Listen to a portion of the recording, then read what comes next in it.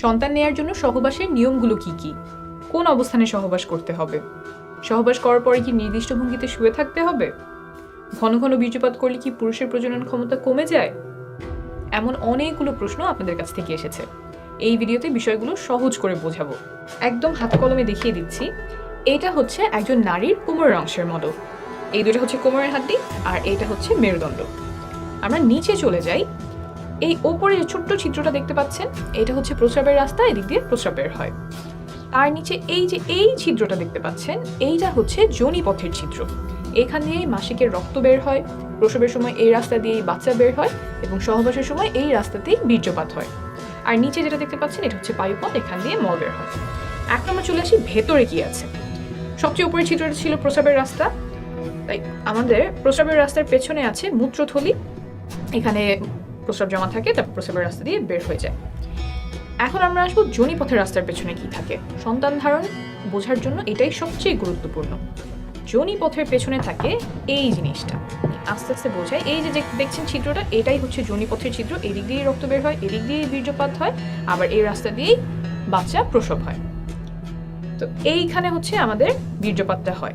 বীর্যপাত হওয়ার পরে শুক্রাণু এইখান থেকে চলে যায় জরায়ুতে। জরায়ুটা হচ্ছে এই জিনিসটা, এই যে এইটা হচ্ছে আমাদের জরায়ু। ভেতর থেকে কিরকম দেখা যায়, ভেতর থেকে এরকম দেখা যায়।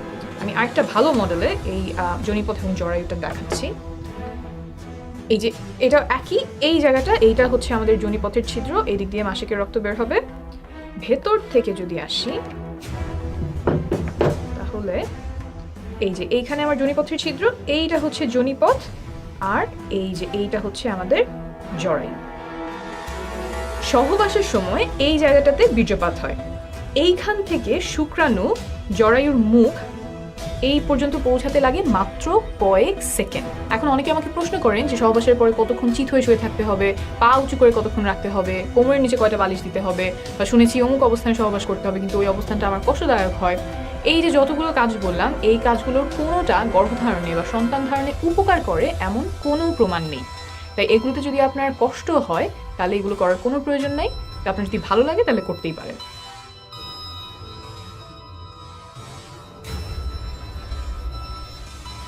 তবে একটা কাজ আছে যেটা করলে গর্ভধারণে বা সন্তান ধারণে অনেক উপকার হয়, এটা প্রমাণিত। সেটা হলো সঠিক সময়ে সহবাস করা। সঠিক সময় বলতে এই যে এখানে যে বীর্যপাতটা হলো, তারপর শুক্রাণুর কিন্তু অনেক দূর পর্যন্ত যেতে হবে। শুধুমাত্র জরায়ুতে গেলেই হবে না, জরায়ুর পরেও আরও রাস্তা আছে, সেটা আমি দেখাচ্ছি। এই যোনিপথ পার হয়ে জরায়ু পার হয়ে নালী পর্যন্ত আসতে হয়। এই যে জরায়ুর দুই পাশে যে জিনিসটা দেখছেন, এইটাই ডিম্বাশয়। এইখানে ডিম্বাণু থাকে, তারপর ডিম ফুটে বের হয়ে নালীতে আসে। এইখানে এসে ডিম্বাণু শুক্রাণুর সাথে মিলিত হয়। অর্থাৎ শুক্রাণুর যে লম্বা পথ, যোনিপথ, তারপর জরায়ু, তারপর নালীতে আসা, এই লম্বা যাত্রায় তাকে অনেক কিছু সাহায্য করে। যোনিপথের যে স্রাব আছে, জরায়ুর যে স্রাব আছে, তারপর সংকোচন প্রসারণ, এই সব মিলে শুক্রাণুর পথটাকে সুগম করে।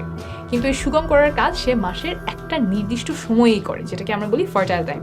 অন্য সময়গুলোতে এই স্রাবগুলো শুক্রাণুর জন্য সহায়ক না, দরজাগুলো বন্ধ করে দেয় যাতে শুক্রাণু জায়গা মতো পৌঁছাতে পারে না। তাই এই ফার্টাইল টাইম বা সঠিক সময়, সহবাসের সঠিক সময় জানাটা খুব গুরুত্বপূর্ণ। কিছু লক্ষণ আছে যা দেখে এই সময়টা খুব ভালোভাবে চিনতে পারা যায়। এটা নিয়ে আমি আলাদা একটা ভিডিও করেছি, আপনারা চাইলে দেখে নিতে পারেন। এখন আসি এমন একটা বিষয়ে যাতে সন্তান ধারণের ক্ষমতা কমে যাওয়ার সম্ভাবনা আছে। সহবাসের সময় অনেকে পিচ্ছিল করার জন্য মুখের থুতু ব্যবহার করেন, আবার কেউ কেউ লুব্রিকেন্ট ব্যবহার করেন। ল্যাবে পরীক্ষা করে পাওয়া গেছে যে থুতু এবং কয়েক ধরনের লুব্রিকেন্ট শুক্রাণুর চলাচল ক্ষমতা কমিয়ে দেয়। তাই সাবধানতা বশত এসব পরিহার করার পরামর্শ দিচ্ছে American society for reproductive medicine. অর্থাৎ আপনি যদি থুতু ব্যবহার করেন, সেটা আপাতত বন্ধ রাখলে ভালো হবে। আর যদি লুব্রিকেন্ট ব্যবহার করতে হয়, তাহলে এই লেখাটা প্যাকেটের গায়ে দেখে কিনবেন। এসব ব্যবহার করলে যে গর্ভধারণের সম্ভাবনা বেড়ে যাবে তা কিন্তু নয়, বরং প্রয়োজন হলে ব্যবহার করতে পারেন।